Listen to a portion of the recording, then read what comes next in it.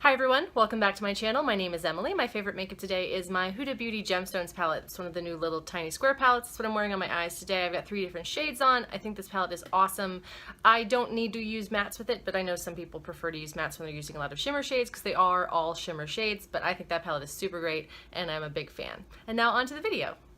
In today's video, we're finally getting to this. This is the Anastasia Beverly Hills Dream Glow Kit. I picked this up at the Manhattan Mall Sephora in the JCPenney's because this is where they put it out first. It is now subsequently in actual Sephora stores. This came out originally on the ABH website. This is what the inside of the palette looks like, and these are all of the shades. So if we're looking at the swatches in the pan, this top one, Wish, that looks champagne in the pan, and it pretty much looks champagne on your hand. Below that, this is the shade Unicorn. That looks very pink in the pan, and I find it has a pretty purple cast on my actual arm. And underneath that, we have Magic, which is definitely a very silvery shade. Below that, we have Ethereal. That looks more purple in the pan, but it appears more pink, at least on my skin tone. Underneath that, we have Sunshine, which is definitely a gold. And last, we have Regal, which is more of a bronzy copper shade. On me personally, these two shades, both Magic and Ethereal, look pretty similar on my face. There's definitely some sort of pink to Magic that you wouldn't expect is sort of in the reflect. It looks very different in the pan than it does on my actual skin. The very first Anastasia Beverly Hills Glow Kit I ever purchased was the Nicole Guerriero, and this formula very much reminds me of that, and I do believe on social media that Norvina did say so as well. So it's definitely very metallic, very shiny, and it's a very blinding highlight as opposed to some of the more softer, blendable highlights that they have come out with subsequently. For me personally, these are all pretty wearable, though they don't all look that different on my face, but I do like them. And honestly, the Nicole Guerriero Glow Kit is similar. They're not huge differences in shade, but the quality of the highlighters is great, and I do think that the quality in this highlighter palette is also very excellent. For today, I'm going to take this Unicorn shade because that's certainly the most fun one in the palette as far as I am concerned. We'll tap off the excess, and then I will just apply here to my cheekbone.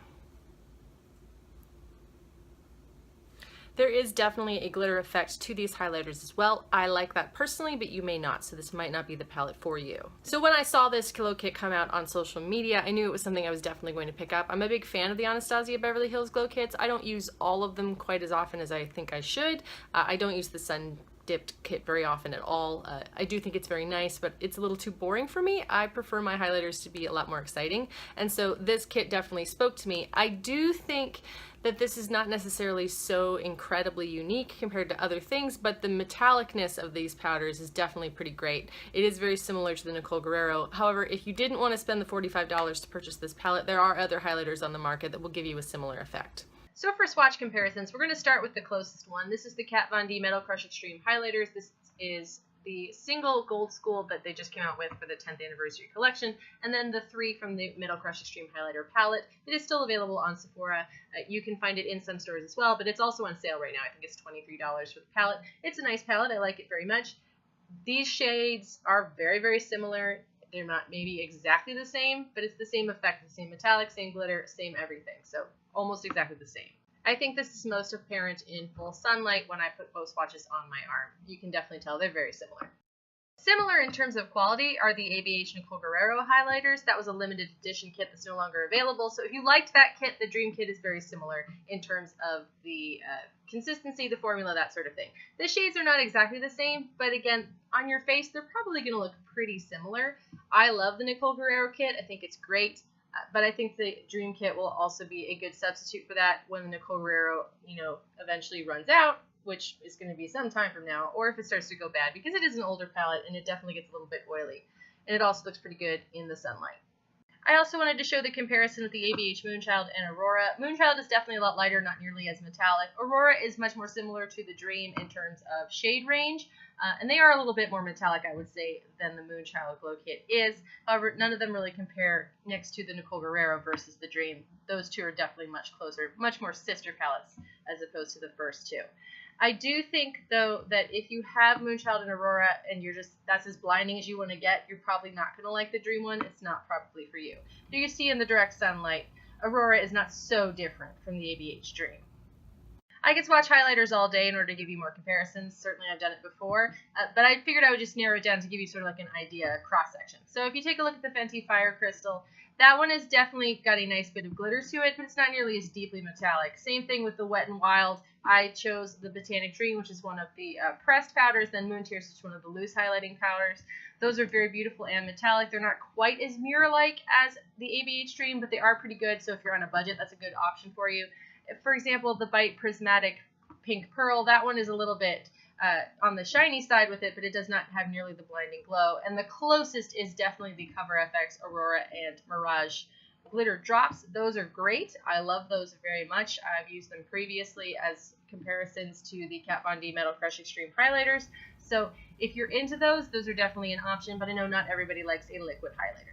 So after looking at all of those swatches, hopefully you can make an informed decision as to whether this is going to fulfill something in your collection that you don't already have. I mean, if you want to just collect every highlighter ever, I mean, I totally support that. That's totally fine. But I will say that I could swatch out most of these things. If it wasn't exactly the same, it was close enough. I was really surprised at how close the Metal Crush highlighters from Kat Von D really were compared to these ABH ones. They're very similar in formula to the Nicole Guerriero. The colors aren't necessarily the same, but it's pretty similar. The Moonchild is not so much in terms of the actual formula, but the Aurora Glow Kit has very similar shades to this new palette. So I do think it's a very pretty palette. I will say there's just a lot of pink undertones in pretty much all of them. There's sort of like a pink reflect in almost every shade. Even if the actual pan shade does not look like it will, it actually does. I don't mind that because I like a good pink highlighter, but for some people they might not be very flattering on their skin, so you might want to take a look at that. In terms of inexpensive options, like if you wanted to take, you know, some Wet n Wild highlighters, they're similar, they're not as blinding in the metallics. I mean, I have plenty of videos swatching a Wet n Wild highlighter, so it's not like you can't get a similar shade, it's just not going to be quite as blinding as this Dream Kit is. Same with like the BH Cosmetics Blacklight palette. I think that's a perfectly good palette. It's just a little bit chunky, but it's got a similar blinding metallic effect. There's also a video about that previously if you want to see that. Again, there's no shade matches, it's just a similar sort of intensity of like the shine. So it's really just what you're into and what you like in a highlighter. I think this palette is really nice. You're getting a decent amount of product. I think it's 4.5 grams per shade, and there's 6 shades in there, so that's a lot for $45. And there's certain brands that will give you 8 grams of product for $38. I always talk about Becca, and I love Becca highlighters, but they're very expensive. I mean, you're going to have them forever. It's not like I'm going to use up this palette. I have yet to ever use up any palette, and I use the Nicole Guerriero all the time. It's got little divots in a couple of the shades, but there's still plenty of product left. I'm not running out of that anytime soon. And this, I think, will be a nice substitute for when I do eventually run out of that Nicole Guerriero. I will have this as well, because it does have a nice pink reflect, and I do like that on my particular skin tone. It's just whether these shades are going to work for you.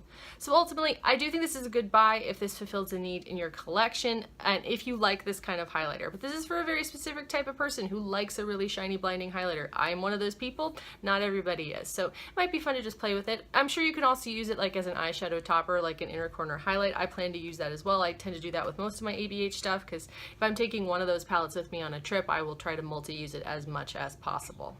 Anyway, thank you so much for watching. If you're enjoying the content on this channel, please subscribe. If you've got any suggestions for a video you'd like to see, you can put that down in the comments below.